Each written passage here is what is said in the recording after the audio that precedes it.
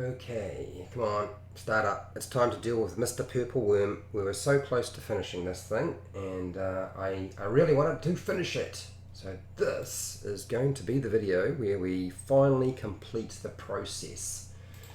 Put all that putty in there, and then I can go and spray this thing. So far I haven't seen anything that suggests that the sound is working, which is not necessarily a good thing. So we'll just check to make sure everything is working good, and if it is, which I don't know why, I'm not hearing any sound. Why is that? I was going to turn the sound off. Alright, the sound is working fine. So we're going to just pull out the earplugs and get started. Do my normal thing. This is probably going to be a very short stream. I know I didn't advertise it yet again. I do apologise. Sorry about that. Hi, welcome to How to D&D. My name is Fred Wheeler, and today I'm not necessarily going to just talk about Dungeons and Dragons. What we're going to do is I had a Gale Force 9 purple worm, and we're going to actually finish its construction. I'd glued it together, I'd filled it with putty, and now is time to actually finally complete around the top section of the worm, so it's ready for priming and then of course ready for painting. So that is what I'm going to do today. So by all means, keep me busy, ask some questions or listen to some music if you like. I'm going to be using the milliput as I did before. Well, it's upside down, hang on. I'm going to be using milliput. This is the worm so far. I've already filled down the bottom. I've glued it onto a new base because I wanted my base to be a lot stronger. And the base that was provided was a bit flimsy underneath. What I've done is I've kind of jumped the gun a little bit. I hadn't attached the head section to the rest of the worm, but I have actually glued it on with a hot glue gun. I'd filled in here, there's another video, part one for those of you who are unaware. I'd filled in here to make sure it was a flat surface I was gluing to. It's glued on, it's pretty solid, it's been set for at least weeks, and I've filled inside the mouth. I don't know if you can necessarily see, around here on the sides has all been filled down the sides, and it's really just about filling any gaps that might remain, and that really is just the last glue section that I did. And as I said, I am more than happy to talk about Dungeons and Dragons, whether it's for players or dungeon masters. So I'm going to be using the milliput and my Citadel sculpting tools, all of which should be down in the description. I do have the green stuff, but I don't think I'm going to need it. I actually feel like the milliput is doing its job.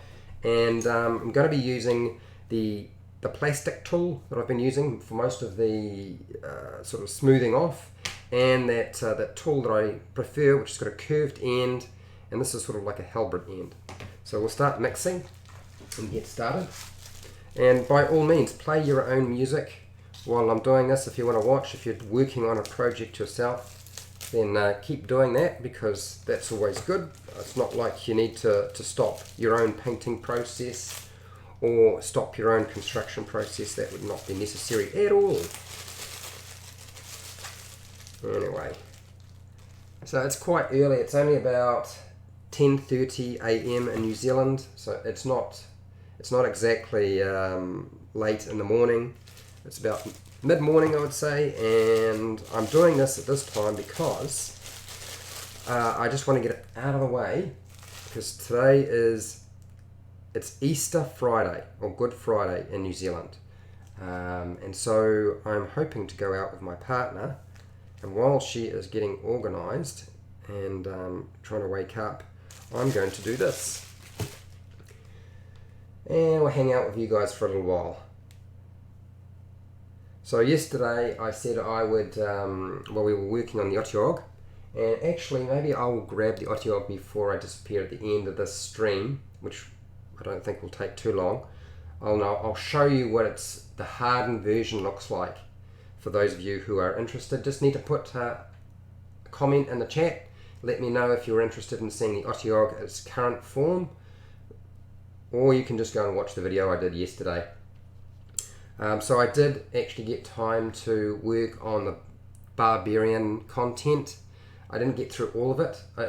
Honestly, I was looking at the barbarian content and realised I might have to do more than 10 videos to cover it all, which I thought was strange. I thought playing a barbarian was actually pretty easy, but there's actually quite a lot of rules to cover. and it's certainly not as much as the Wizard, but there is a fair chunk.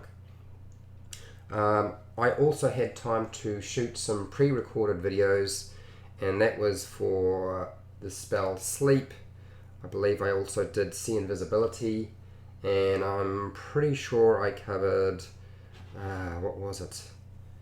There was about 2 or 3 other spells, which off the top of my head I cannot remember right now. So they'll be in the works, they'll be coming through at some point. And I did finish the Xanathar's Magic Items video that I did with John Shackle. So that worked out pretty well. And I was talking to John last night when we were playing Dungeons and Dragons in the Dainty Cafe in Auckland about what we should do next. And he said, look, what about the Xanathar's feats? And there was a discussion about whether we should do it, when we should do it, and also how overpowered they seemed. They do seem incredibly strong, a lot of the feats. But then again, a lot of the content coming through Xanathar's guide do feel like, although they've been play tested, they do feel like they're on the tail end, not all of it, but certainly on the tail end of being game changers in terms of how you play the game, because they are they're more developed, but also they're certainly a lot stronger, and they're certainly appealing to players who wanted to be able to do a lot more. But we will definitely be covering that at some point. Now, so what I'm trying to do is just squeeze and mold in my putty into those gaps to fill it, so that there's no chance of it breaking on me, and then I can come back and I can tidy up. But right now it's just about getting it into the gap, and then I can clean away as I go. And also too, I want to be able to do this fairly quickly. I don't want to take forever. Too many of my live streams take quite a long time, but it's actually funny, I look at my videos and they're like 1 or 2 minutes of prep time at the very beginning, just getting everything set up to make sure that the video is actually running, because when you press the button it's not necessarily running straight away, and just making sure the sound is working and everything else is working fine. And just sort of do some introductions, let people know what's going on. Jumping back and forth from OBS is a little bit tricky, particularly if you're trying to keep an eye on the chat at the same time. That's one of the things I've noticed. But all a learning process. I will get through it. And this is going to be the hard part, because this goes underneath here, and so it's much harder to get at. Let me just squish that down in there. Oh, come on, go. Would you believe it? You wouldn't think that just putting a bit of putty into a gap would be so tricky, but it can be. Just got to jam it in there. Once I get it in there, I can then clean it up. Just pack it in as best I can. There we go. So what is everybody up to today? Has anybody got anything they're doing that's in particular? Are you working? Are you working on a project? Are you just hanging out? Okay. Right, that's that done. And for those of you who don't know, I'm also on Facebook. So How to D&D is actually on Facebook. There's a Facebook group, so you can join us there if you want to see. I tend to do stuff that's behind the scenes. I post not so much the links to videos. Usually I'll post a link to a video that somebody who's a subscriber has sent me there. Or I will put up videos and files, things that you might find useful. I'm currently in the process of trying to get some decent Lost Mine or Phandelver mats together for people, just so that they can print them out for their players and just to run their game. I'd hoped to be able to get some full-size ones that you could print out. Just go to a printing shop and print them out, and you could use them for your battle mat or battle grid. For those people who don't really want to draw it out, I don't have a problem with drawing stuff out. I'm all right with that completely. But I know some people don't like doing it.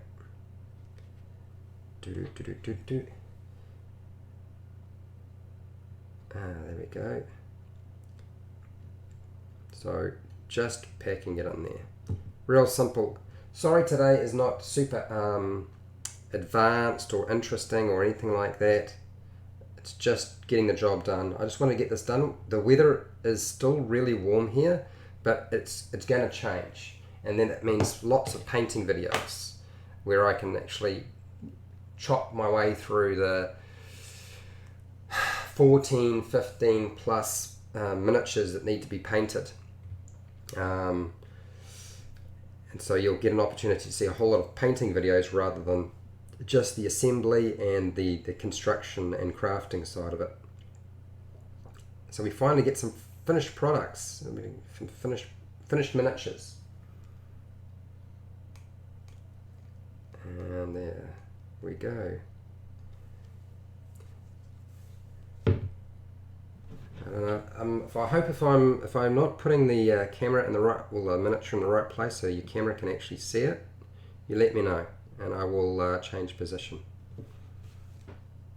So I didn't mix up very much, as you can see, and I've still got quite a bit, and I'm probably not going to need to mix anymore. So you can see that gap, although it seems large, it doesn't actually need that much putty in it. There.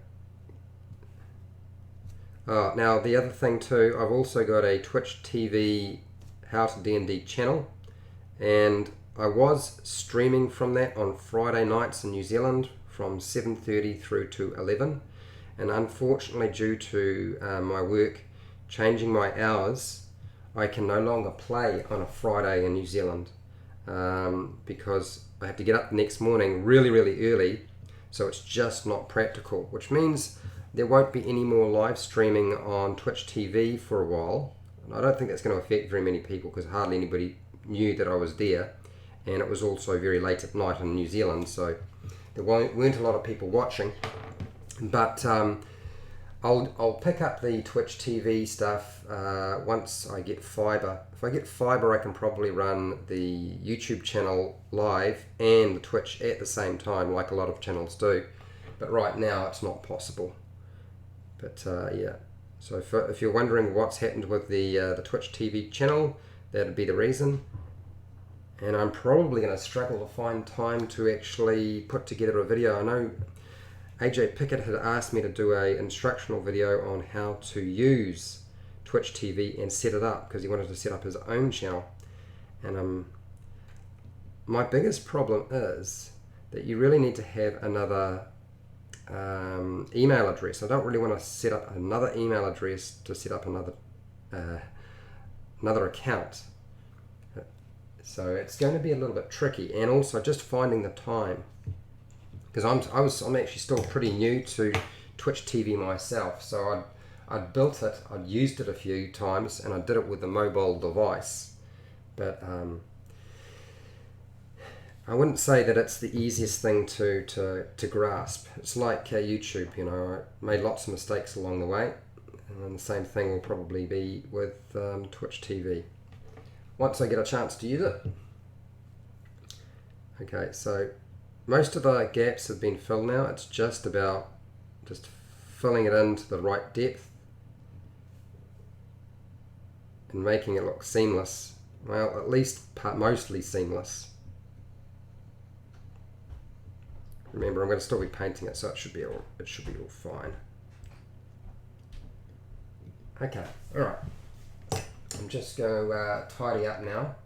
Just make sure all the bits and pieces are where they are supposed to be. And where's my sunglasses? The sun started to strike the work area.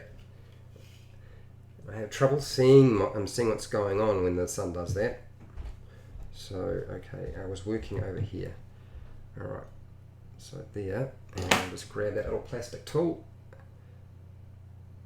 and just start working it in.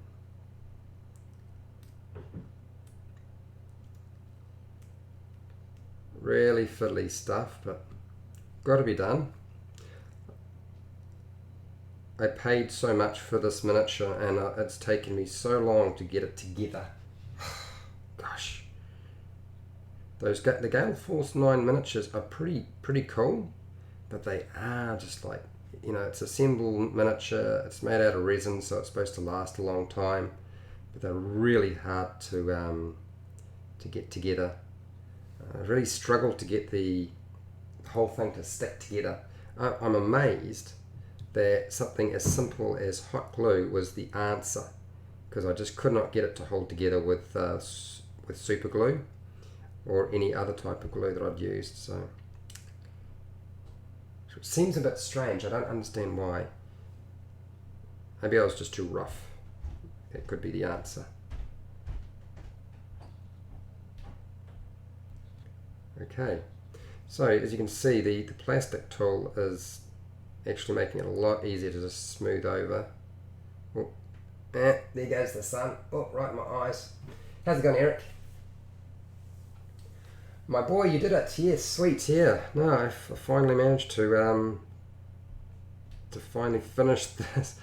It's going to be done, and then I'll prime it, take it down under the house, give it a spray, and then yes, we'll get to paint it at some point. There we go. Alright, so there is a gap in there. I'm going to put some more in there. Yeah, the purple worm. This is the assembly side. I didn't make it from scratch. For anybody who thought I had. It's just a Gale Force 9 miniature that I've put it together. Okay. Let's just pad that in. Right, let's just press it in. That's not working.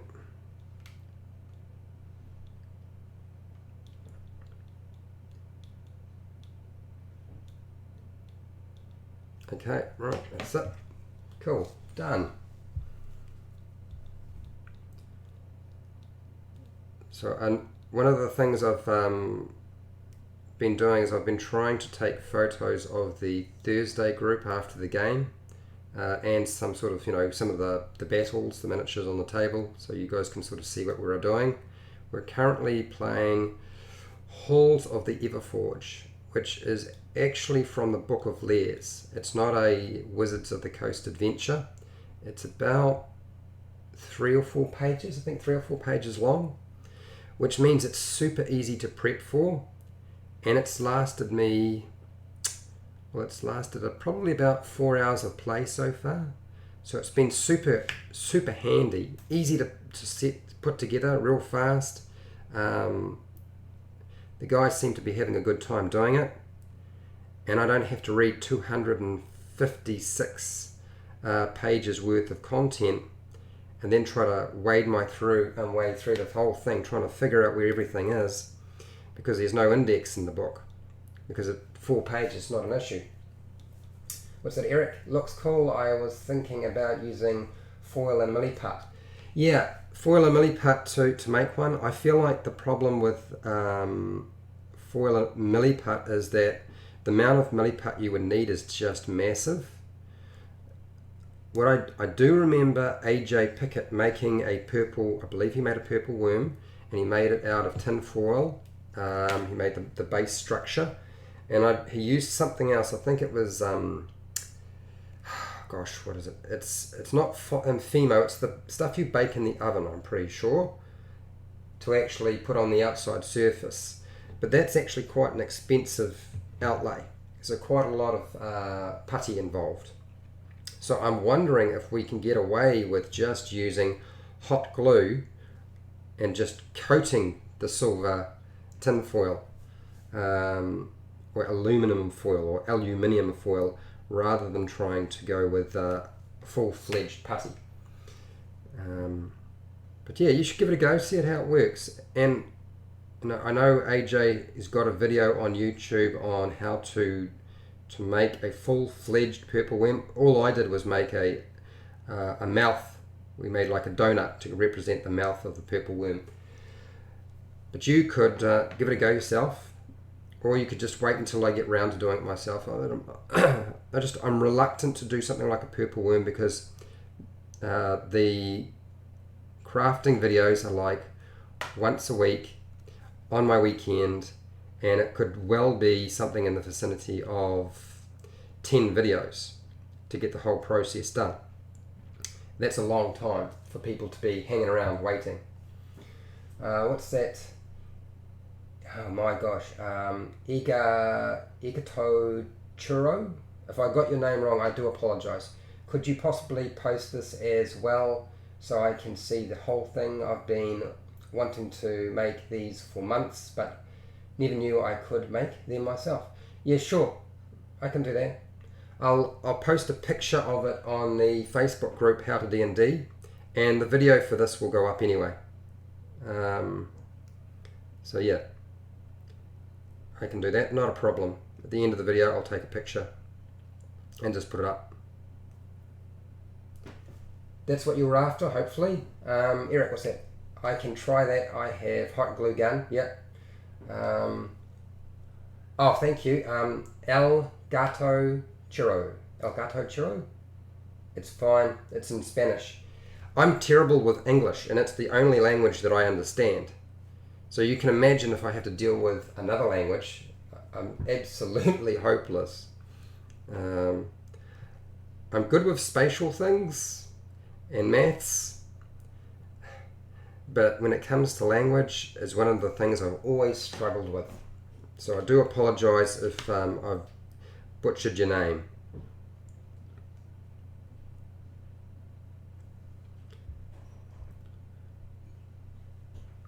I noticed a really interesting thing that's happened on the channel too, and that is there's been a lot of subscribers added, a lot more people joining, which is really awesome.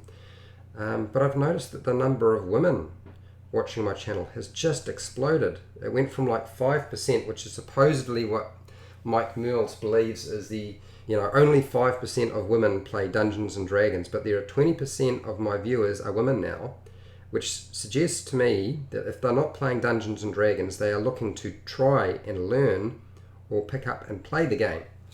So, Mike Mearls, I think you have underestimated what is going on in the world, because I honestly think that that's probably far more representative than the 5% that you've been talking about. Okay. El Gato. What's that? It's fine. It's in Spanish name I made. Okay. But yeah, I was actually wondering about the whole video. I want to be able to make these. So what I do is I put them into playlists so you can find all of the parts. I label them. If there's more than one part, I'll label it part 1, part 2. This is labeled part 2. I will put this video into a playlist, and it will be listed as Assembling Purple Worm Miniature Gale Force 9. Okay, and you'll be able to find all of it, the whole assembly process that I started with from the very get-go right down to today. Okay, and then that'll hopefully you'll be able to use that as a gauge for what to do and what not to do, because I did make a few mistakes along the way. Oops.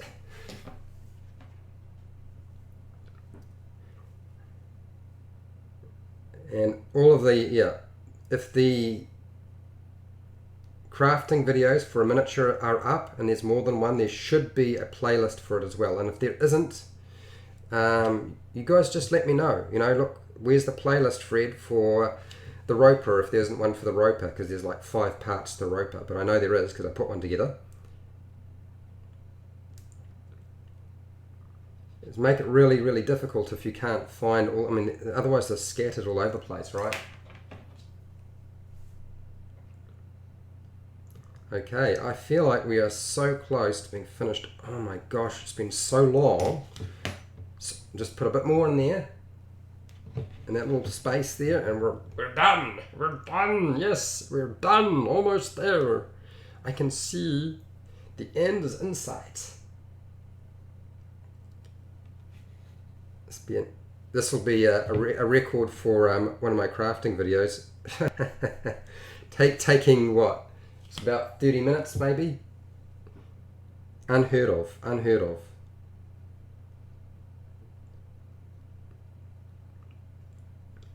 Okay. Pad that down. So I'm just filling the gap. And once that's done, we pat it down and tidy it up. And she's ready to rock. Don't let me forget to pull out the Otiog in its current form so you can see what it sort of looks like so far. Particularly if you missed the stream or haven't seen the stream from yesterday.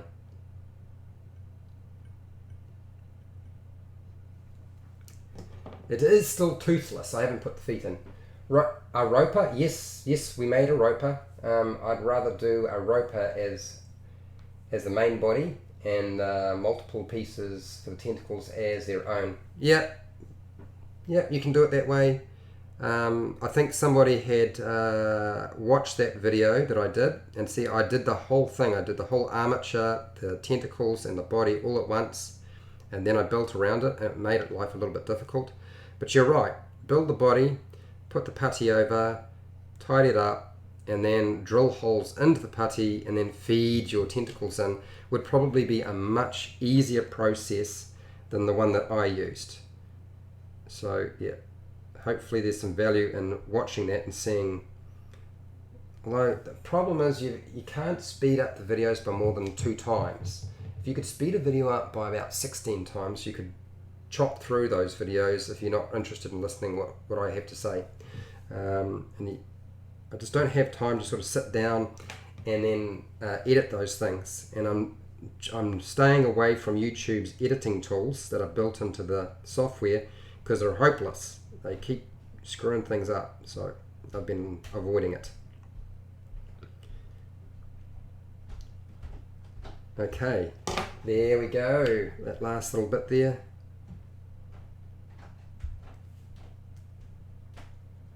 Just like that. Okay, that worm is done. Now I know it looks bad, but you won't be able to see that putty. Once it's all sprayed, it should look reasonably seamless. The good news is, because of the putty and the glue, it'll make it a lot stronger. It shouldn't fall apart. Ogioga, hi Fred, greetings from Los Angeles. Oh, do you know, I was wondering about Los Angeles, Ogie. Honestly, I know when I stream that you guys will probably find yourselves still at work or still doing things, and just because of the time frames. So it's great to have somebody from Los Angeles. Used your affiliate link for purchases. Oh, great, thank you. That's been awesome. Hope it helps, and thanks for the D&D content. You are absolutely welcome, and yes, it did. I got a check for 3 months worth of Amazon for about 190 New Zealand dollars, because your American dollars are worth a lot more than mine. And then of course the bank, I believe, took a charge off me, so it came down to, I think it was something like 165 New Zealand. But yeah, it has been a huge help.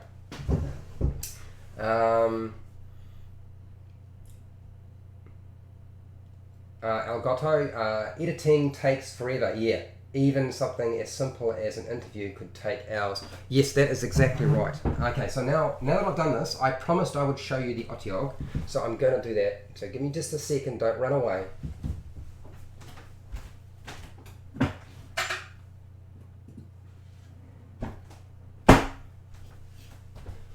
Okay, so this is it. This is what I've currently been working on. Now that our little worm is ready to dry and set. So we were making feet yesterday, and actually I'm pretty happy now. The feet look reasonable considering what I was aiming for. This one's it's all right. It kind of looks like the knee section looks a little bit weird, not quite what I'd hoped for. That section looks fine. Oh, there's a few fingernail marks, never mind. And then the back leg, and the back leg looks all right. It's got some little spotty bits on the back of it, and the tentacles come out all right. I put the tongue in yesterday as well. We glued a tongue in so that it had something to sort of poke out. It's putting the teeth in that's going to be the tricky bit, and then dealing with, I feel like I really dislike these eyes. They're just too big. I feel like I need to replace it with something else, and I don't feel like I can make up a piece of putty in a rolled ball that's small enough to do it justice. So I'm feeling like I might have to go and buy something, which I don't really want to do. These tentacles here need to have little spiky bits for grabbing on. So yeah, I figure one more video should get this thing finished. And so this was trying to duplicate this miniature right here. It's not exactly the same, okay? I'm not that clever at anything. It has 3 legs. Yeah, it's supposed to have 3 legs. And Otiog, it eats garbage, hides in refuge. So this is what we're trying to duplicate. 3 legs. 3 tentacles, 3 legs, 1 mouth, 3 eyeballs attached to a tentacle. And the tentacle comes out of the rubbish, looks around, finds its target, whops back down when it needs to. So yeah, that's what we have for today. Oh, 3 legs. I was gonna say those 2 legs themselves didn't look sturdy enough for the body. Yeah, now it's got 3 legs. It's supposed to have them. I'd suggest maybe flatten the eyes again and simply cut into the body for the eyes. Well, what I'm going to do is I've already made recesses in the tentacles, so I'm going to pull them off, and I'm just going to glue something a lot smaller in there. I think that's probably the most sensible thing to do. You did a pretty darn good job, my man. Thank you very much. Okay, well, that's it, guys. That's it for today. It's Easter Sunday, and I can hear my partner wandering around, so I think it is time to go and see her and get on with some other stuff in my day. So you guys have a good day, and I'll see you later.